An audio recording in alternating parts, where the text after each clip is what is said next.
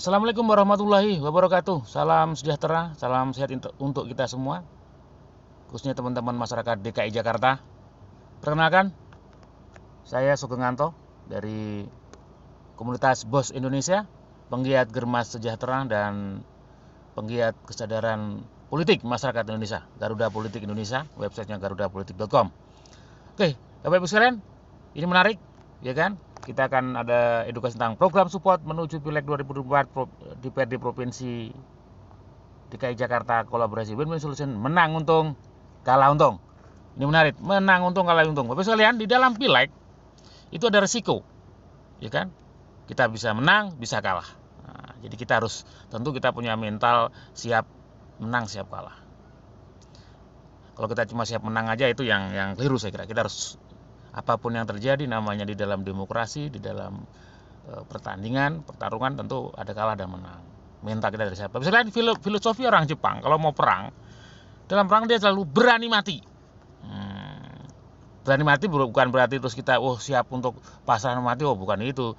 Karena dia berani mati, segala upaya gimana dia menang, ya kan? Makanya orang Jepang punya filosofi berani mati, faktanya musuhnya yang mati. Nah, yang jadi masalah kalau kita cuma berani menang kan, kalau berarti menang nanti kalah kita pingsan. Nah, oke, misalnya menang untung, kalah untung. Jadi ini cerita menarik, ya kan? Kalahnya untung, kalau menangnya sih pasti untung. Kita nggak usah bicarakan menang untung, kalah untung. Sebuah resiko yang harus kita siapkan, ya kan? Oke, kalau kita nanti detailnya kita bisa lakukan sharing, ya kan? Oke. Kalau kita bicara pemerintah Provinsi DKI Jakarta, maka kita bicara 5 kota madya, 1 kabupaten, 44 kecamatan, 267 kelurahan, 2.738 RW, 30.687 RT, dengan jumlah penduduk data 2019 adalah 10,5 juta. Nah, ini luar biasa ya. Ini DKI Jakarta. Oke. Kalau kita bicara DPRD Provinsi DKI Jakarta, ya kan? Nah, ini dengan jumlah kursi 106, dengan dapil kurang lebih 10 dapil, ya kan? Dengan APBD 89,08 triliun. APBD 2019 luar biasa ya. Cukup besar ya APBD dari Provinsi DKI Jakarta. Lanjut. Nah, Bapak sekalian, di dalam Pileg, pilihan legislatif itu tentu dasarnya adalah undang-undang. Kalau kita analisa Pileg 2019, maka dasarnya pemilu, dasarnya Undang-Undang Nomor 7 Tahun 2017, ya kan? Kurang lebih ada 5 unsur yang dalam Undang-Undang Nomor 7 Tahun 2017.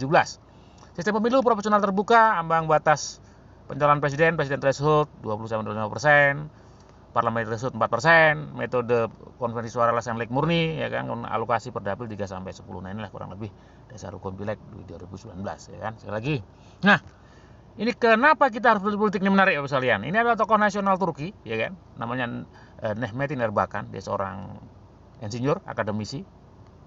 Ini juga ahli pesawat terbang. Ini seangkatannya Bapak Habibie, ya kan? Luar biasa. Nah, dia punya jargon, orang Islam yang tidak peduli dengan politik akan dipimpin oleh politikus yang nggak peduli dengan Islam. Maksudnya apa? Padahal kalau kita lihat Turki adalah 98% penduduknya Muslim. Lebih besar dibanding Indonesia yang 86%. Maksudnya adalah Turki adalah memisahkan antara agama dan kekuasaan, jadi sekuler, ya. Nah, jadi dia berpolitik. Sama juga di Indonesia, kadang banyak sekali tokoh-tokoh agama, ustadz dan sebagainya. Waduh Pak Sugeng, jangan ngomong politik, Pak Sugeng, politik itu kurang baik, politik itu kadang kotor, kejam. Nah, saya kira itu belum paham saja. Makanya saya kadang untuk langkah awal edukasi ke beberapa ustadz, kadang saya ada guyonan sederhana. Pak Ustadz, dalam Islam, jangankan urusan pemerintahan, urusan niaga, urusan hubungan kemasyarakatan, kencing aja itu ada aturan, ada adabnya. Masa kita sebagai agama, kita kan nggak harus kafah, nggak boleh sepotong-potong. Jadi kita harus tetap peduli kepada politik. Oke, lanjut. Nah, legislatif. Jadi kalau bicara legislatif adalah bagian dari kekuasaan. Ya kan? Legislatif adalah lembaga kekuasaan. Sekali lagi, legislatif adalah lembaga kekuasaan. Bukan lembaga sosial. Jadi kalau bicara legislatif adalah bagian dari trias politika. Jadi kekuasaan di Indonesia itu dibagi 3, ya kan? Eksekutif, legislatif, dan yudikatif. Nah, jadi trias politika. Nah, kalau kita bicara legislatif di Indonesia berarti bicara MPR, DPD, DPR RI, DPRD provinsi, DPRD kabupaten kota. Dengan fungsi utama adalah membuat regulasi, undang-undang atau perda, penganggaran budgeting, dan fungsi kontrol atau pengawasan. Nah, makanya sederhana aja kadang. Pak Ustaz, bolehkah itu marbot masjid itu dibayar oleh negara? Ya boleh saja ketika regulasinya ada, ketika yang duduk di dewan paham, ya kan, dengan konstitusionalnya, makanya akan diperjuangkan, ada aturannya. Ya, makanya kita harus peduli sama politik mulai sekarang, ya. Nah, hal-hal penting di dalam pileg ini menarik. Satu, undang-undang pemilu selalu berubah setiap 5 tahunnya. Jadi setiap 5 tahun undang-undang itu pemilu selalu berubah. Maka kita harus memahami perubahan undang-undang itu sendiri, ya kan. Nah, jangan kan undang-undang pemilu, undang-undang dasar 45 aja udah diamandemen 4 kali, tahun 99, 2000, 2001, 2002, ya kan. Nah, ini yang menarik. Pileg banyak kursi, banyak caleg. Nah, ini menarik Bapak sekalian. Pileg banyak kursi, banyak caleg. Beda dengan pilkada. Pilkada itu satu kursi, banyak calon. Ya kan? Ya, kalau pileg banyak kursi, banyak caleg. Nah, artinya apa Bapak sekalian? Ketika di dalam satu daerah pilihan itu ada 10 kursi, artinya 90% orang tidak suka dengan kita, dengan partai kita aja, kita masih punya kursi. Karena di dalam pileg tidak harus nomor urut 1. Ya kan? Nomor urut 1, 2, 3, 4, 5, 6, 7, 8, 9, 10 masih dapat kursi semua. Nah, ini menarik ya. Oke, yang ketiga, 98% lebih kursi legislatif adalah kursi jamaah. Nah, ini contoh di dalam satu daerah pilihan harga satu kursi 20.000. Ya kan? Jarang sekali, bahkan sangat kecil sekali yang orang yang secara individu nyoblos 20.000. Ya, rata-rata separohnya. Nah, sisanya dari mana? Berarti suara caleg lain dan suara partai. Artinya kursinya kan kursi gotong royong kan. Untuk itu lanjut poin keempat, pileg berdasarkan daerah gotong royong, maka harus ada kesepakatan antar caleg, yang duduk tidak duduk. Oke, yang keempat, pileg berdasarkan daerah pilihan, dapil saya kira dengan patokan jumlah penduduk. Nah, pasca reformasi, pileg menganut sistem terbuka.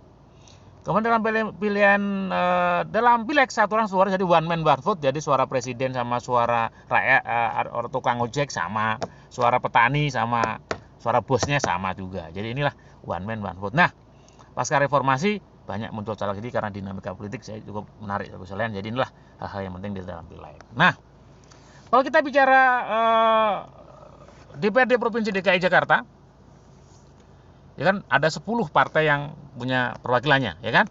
Tertinggi adalah PDIP dengan 25 kursi, kemudian disusul Gerindra dengan 19, PKS 16, Partai Demokrat 10, Partai Amanat Nasional 9, nah PSI 8, Partai Nasdem 7, Partai Golkar 6, Partai Kebangkitan Bangsa 5, dan Partai Persatuan Pembangunan 1.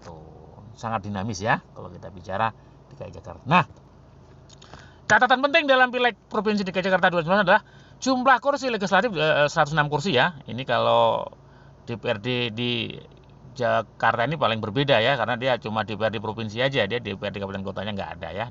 Nah, kemudian 35% anggota legislatif wajah baru. Nah, ini menarik. Jadi begitu banyak wajah baru yang hadir.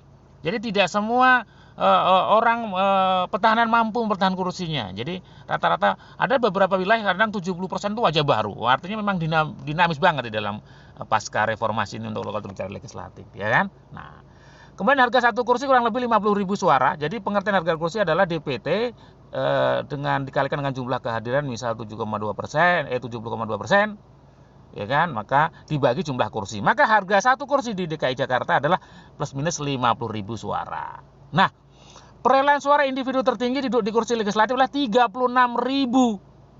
Artinya kalau menuju 50.000 kan ada kurang lebih 14.000. Ini berarti suara partai dan suara caleg lain. Dan terendah 4.500. Nah, apalagi 4.500 menuju 50.000 berarti kan suara terbesarnya adalah suara dari caleg dan partai. Maka inilah katakan suara jamaah. Makanya harus peduli dengan caleg lain, kan? Ingat, legislatif adalah lembaga kekuasaan, bukan lembaga sosial, ya kan? Nah, oke.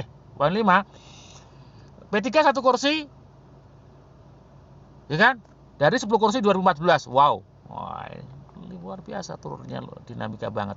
Hanura 0 kursi dari 10 kursi. Waduh, luar biasa. PAN 9 kursi dari 2 kursi. Oh, naik. PSI 8 kursi, ya dari 0 kursi, partai baru ya. Ya kan? Urutan sama terbanyak keempat. Luar biasa. Jadi sangat dinamis dengan pileg di DPRD Provinsi DKI Jakarta. Oke, lanjut. Oke, sekarang menuju Pileg 2024 teman sekalian. Nah, sekarang undang-undangnya masih digodok oleh di DPR RI.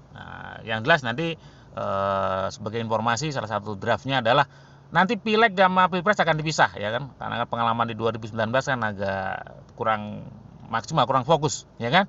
Kalau Pileg sama Pilpres ini kurang fair lah, ya. Nah, nanti saya kira perubahan akan dilakukan. Nah, secara umum saya kira masih Pileg di 2024 adalah sistem masih proporsional terbuka. Kalau bicara legislatif DPR Provinsi DKI Jakarta 106 kursi, kurang lebih dapil ya 10-12 dapil. Sistem pemilihan adalah one man one vote, sekali lagi sistem sama, banyak caleg ikut berpartisipasi. Karena ini semakin banyak orang udah peduli politik, pemilihan Provinsi DKI Jakarta adalah heterogen. Jadi di DKI Jakarta banyak pendatang, ya, jadi heterogen, dan status ekonominya adalah semua kelas ada. Untuk persaingan semakin ketat, maka strategi 3M lebih awal yang terukur. Nah, nanti kita memang banyak bermain di ngomong 3M ini. Jadi teman-teman mungkin udah paham, di dalam politik itu ada 3M yang selalu langkah-langkahnya. M pertama adalah mapping. Jadi mapping itu dari mapping suara, mapping lokasi dan sebagainya. Jadi ada beberapa langkah mapping. Setelah mapping adalah langkah kedua monitoring atau maintenance, itu yang paling energi yang paling besar, ya. Kemudian langkah ketiga adalah mobilizing. Jadi gimana yang dimonitor itu nanti terkonversi jadi suara.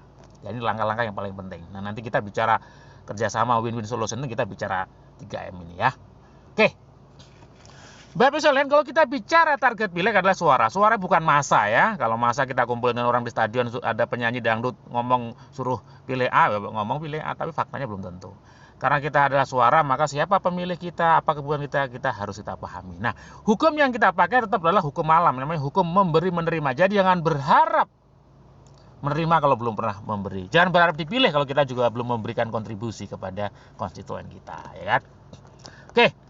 Nah, ini Bapak sekalian.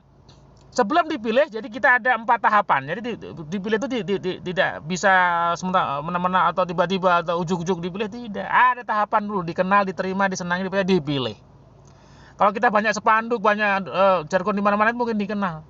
Kalau kita hanya dikenal tapi teman-teman lawan politik kita sudah diterima, disenangi, dipercaya, kita bisa kalah. Tapi kalau mungkin yang lainnya nggak bekerja, cuma dikenal aja bisa menang. Nah, jadi ini tahap-tahapan yang harus dipahami. Nanti kalau bicara 4 tahapannya harus detail banget, ya. Nanti bisa ikuti edukasi tentang 4D. Oke, lanjut.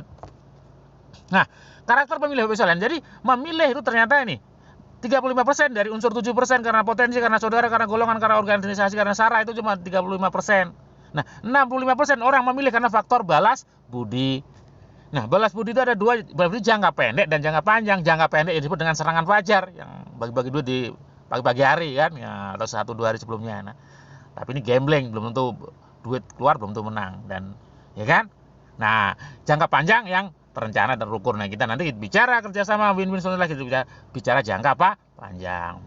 Ya, salah satu inspirasi saja ini ada legislator, ya kan, dulu caleg dari Dapil Jabar 6, ya, DPR RI Jabar 6, Kota Depok, Kota Bekasi, ya kan. Tahun 2009 jadi, tahun 2014 jadi, tahun 2019 jadi. Jadi 3 kali berturut-turut. Siapa beliau? Nah, ya betul, Bapak Syukurna Baban. Jadi salah satu dia luar biasa dengan melakukan program jangka panjang yang terencana dan terukur, ya kan. Nah, ya, jadi balas budi yang sudah dilakukan beliau, ya, sehingga dia kan dengan pemilih dengan di atas 100.000, luar biasa, ya. Nanti kita bicara lebih detail itu. Nah, estimasi. Jadi secara umum estimasi aja untuk menjadi legislatif DPRD Kabupaten Kota kurang lebih 300 juta, untuk provinsi kurang lebih 1,5 M, untuk DPRD kurang lebih 4 M. Ini standar, sebenarnya bukan bagi-bagi duit, tidak nih. Karena kita setiap tim jalan kan juga pakai operasional, ya. Nah, ini yang umumnya. Tapi nanti kita bukan ini, ya. Kita akan punya program khusus yang win-win solution, tentu dengan low cost, dengan biaya sangat rendah, bahkan sangat luar biasa, ya, dengan kekuatan ilmu nanti tentunya, kan, the power of knowledge, the power of ilmu, ya kan, jadi luar biasa. Oke, lanjut. Nah, pemenangan Pileg, sebenarnya Pileg itu ada 5 tahapan, ya kan. Yang pertama adalah yang budget tertinggi 50% adalah program sosialisasi, spanduk, kartu nama, dan operasional tim sukses. Berikutnya adalah yang 20% adalah program doktrinisasi dan penguncian suara. Nah, ini paling penting. Karena kalau kita dikenal, diterima, dan lain-lain, kalau kita nggak dikunci suara, maka suara juga bisa hilang. Makanya program doktrin dan kuncian suara ini penting. Nah, ini biasanya berjalan di programnya pada posisi di monitoring. Oke, lanjut. Nah, Budget terbesar di dalam pemenangan pileg adalah operasional. Nah, solusinya gimana? Nah, ingat, nah ini politik dan bisnis adalah satu kesatuan yang nggak bisa dipisahkan, ya kan? Makanya kita lakukan program menang untung kalah untung, bukan program menang untung kalah buntung. Ingat, politik dan bisnis adalah satu kesatuan yang bisa dengan seperti mata uang kan? Mata uang ada angka, ada gambar, jadi sesuatu yang saling berkaitan. Nah, bisa lihat. Jadi yang kita pakai adalah manajemen risiko. Nah, manajemen. Apabila kita bekerja dengan memperhitungkan risiko, maka risiko tidak jadi masalah lagi, Bapak Ibu. Nah, program menang untung kalah untung lahirnya karena manajemen risiko. Jadi, saya katakan tadi, ketika kita pileg ada risiko kalah. Ya kan? Nah, di dunia ini Bapak Ibu ada sebuah bisnis yang besar, bisnis yang raksasa, yang lahir karena adanya risiko, Bapak Ibu. Ya kan? Bisnis apa Bapak Ibu? Yang punya klub bola, punya lapangan bola dan sebagainya. Yang bisnis yang lahir karena risiko. Ya, betul. Insuransi. Asuransi adalah sebuah bisnis yang lahir karena risiko kecelakaan, risiko kematian, risiko kebakaran, risiko lain. Ya, sama. Menang untung kalah untung itu program yang lahir karena adanya risiko pileg itu ada kalah. Makanya kita gimana antisipasi, ya kan? Kalah aja masih untung. Menarik, ya? Nah, kolaborasi Bos Indonesia Germas Sejahtera Besalian, win-win solution. Di dalam politik itu nasional kita ada mengenal 5M faktor yang mempengaruhi politik nasional. M pertama adalah massa, organisasi massa. M kedua adalah media massa. M ketiga adalah mahasiswa. M keempat adalah militer. M kelima adalah money atau pengusaha. Jadi ketika ada 9 naga dan sebagainya, ya itu memang benar. Pengusaha itu punya pengaruh dalam politik nasional. Saya lagi ada 5 faktor. M pertama organisasi massa, M kedua media massa, M ketiga adalah mahasiswa, M keempat militer. Karena dalam kondisi darurat militer menguasai negara. M kelima adalah mana itu pengusaha. Nah, kita nanti bekerja di organisasi massa dan media massa. Oke, konsep dasar kolaborasi win-win solution. Jadi makanya kita. Nah, pemilihan legislatif atau pileg itu punya korelasi persamaan dengan berdagang, niaga, dan barang atau jasa ini. Ini ternyata ada korelasi sama menawarkan, ya kan? Kalau orang niaga kan menawarkan kelebihan produk dan sebagainya. Kalau namanya di pileg kan sama aja kan, keunggulan program semuanya. Nah, sales, terapis, tenaga kesehatan, tenaga pemasaran, lapangan, mitra bisnis dalam aktivitas setiap hari mempengaruhi orang untuk mengikuti apa yang ditawarkan. Nah, ini yang penting. Energi atau biaya yang dikeluarkan dengan adanya tambahan promosi calon legislatif dan tanpanya sama. Nah, bahasa ini. Kalau kita punya kegiatan bisnis setiap hari, contoh kita tinggal di Bogor, kita setiap hari ke Jakarta, Bogor, Jakarta setiap hari, karena kita urusan bisnis. Nah, suatu saat ada yang numpang mobil kita, saya numpang, saya mau ke Jakarta. Kira-kira bensin yang dikeluarkan sama nggak? Iya, hampir sama. Ya kan? Bahkan nggak ada efeknya itu. Nah, tapi ketika kita ke Jakarta dengan punya urusan sendiri, dari Bogor Jakarta tentu biaya yang cukup besar. Itulah namanya nanti kita kolaborasi salah satu. Nah, menarik kan? Mempengaruhi orang lain dengan dasar trust itu kepercayaan yang pada di tahapan tadi. Kemudian yang berikutnya, mempengaruhi orang lain tanpa dibaca oleh lawan atau no money politik. Nah, ini menarik. Ya, kalau kita dengan pakai baju calon A, calon B, partai B kan kebaca. Tapi kalau kita nanti enggak, karena kita tim lapangan kita adalah ada nggak adanya urusan politik kita tetap jalan, ya kan? Menarik ya. Nah, kolaborasi Bos Indonesia dengan Germas Sejahtera. Apa sih Bos Indonesia? Bos Indonesia adalah komunitas pebisnis online dan offline yang bersifat inklusif, bukan eksklusif. Kalau inklusif berarti semuanya masuk. Jadi kita stakeholder semuanya masuk, semua bisnis masuk, baik online dan offline. Karena sekarang era O2O, offline mendukung online, online mendukung offline. Yang tentu didukung oleh lembaga LKP Sugeng Sejahtera, lembaga kursus dan pelatihan Sugeng Sejahtera, ada KPSS, ada CPO Academy, ada Media Sorot Nasional sebagai media publikasinya, ya kan? Kemudian dengan tagline bahwa kita memberi solusi, ya kan, bisnis online dan offline sebagai wadah belajar dan praktek. Jadi tidak hanya belajar, praktek juga, ya kan? Nah, kemudian kolaborasi dengan Germas Sejahtera. Germas Sejahtera adalah apa? Gerakan Masyarakat Hidup Sehat sesuai dengan Inpres nomor 1 tahun 2017. Ya kan? Jadi kalau kita bicara sehat ini, kita bicara 4 hal ya, sehat badan, sehat mental, ya kan, kemudian sehat sosial finansial. Jadi kalau kita badannya sehat tapi nggak punya duit, nggak sehat juga, ya kan. Makanya bisnis itu penting dalam, ya kan, untuk dapat duit, ya kan. Kemudian sehat spiritual. Menarik. Jadi kolaborasi ini menjadikan kekuatan yang sangat luar biasa. Nah, Nah, bentuk kegiatannya apa? Bos Indonesia dan Germas Sejahtera di lapangan online dan offline. Online-nya kita ada namanya edukasi bisnis online, kursus bisnis online, ada edukasi pola hidup sehat, online-nya, offline-nya bisa edukasi Germas Sejahtera, pemeriksaan kesehatan, ada olahraga atau jalan sehat bersama. Inilah kegiatan online dan offline. Ya kan? Bos Indonesia bersama Germas Sejahtera. Nah, intinya dalam aktivitas tadi di lapangan, monitoring di lapangan, ya kan, sales, agen terapi dan sebagainya setiap hari di lapangan. Nah, ini bisa dijadikan kekuatan untuk bisa mengunci setelah nanti kita ada kerjasama win-win solution ya dengan calon legislatif, kita bisa dijadikan energi, ya kan, sebagai tim doktrin dan pengujian suara. Nah, bayangkan biaya kalau kita 6 bulan setahun cukup besar. Dan operasional gimana ya kan, kita dalam bisnis sudah termasuk di bisnis sudah ada operasionalnya, jadi kita nggak membebankan biaya-biaya dari sang calon. Jadi menarik misalnya. Jadi ini sekali lagi ini bukan menarik ya kan. Nanti di detailnya bisa kita rinci kembali. Nah, intinya memang kekuatan tripartit untuk duduk menjadi DPRD Provinsi Jakarta dengan low cost atau biaya rendah adalah dengan ini. Kolaborasi Bos Indonesia, Germas Sejahtera dengan tim sukses Caleg, kemudian dengan media press partner, karena media sebagai wahana komunikasi massa, penyebar informasi dan pembentuk opini sesuai dengan Undang-Undang Nomor 40 Tahun 19 tentang pers ya kan. Kekuatan ini bisa mendudukan orang duduk di legislatif dengan low cost, dengan biaya yang cukup rendah. Ya kan? Sehingga dia duduk dengan elegan, duduk dengan cara yang benar ya kan, sehingga dia pun akan memperjuangkan suara rakyat, suara konstituennya.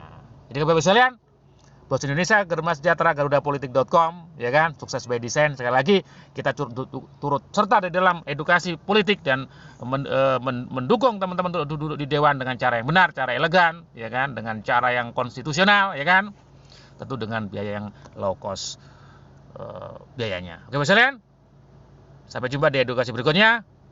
Indonesia sehat, Indonesia maju, Indonesia menang. Assalamualaikum warahmatullahi wabarakatuh.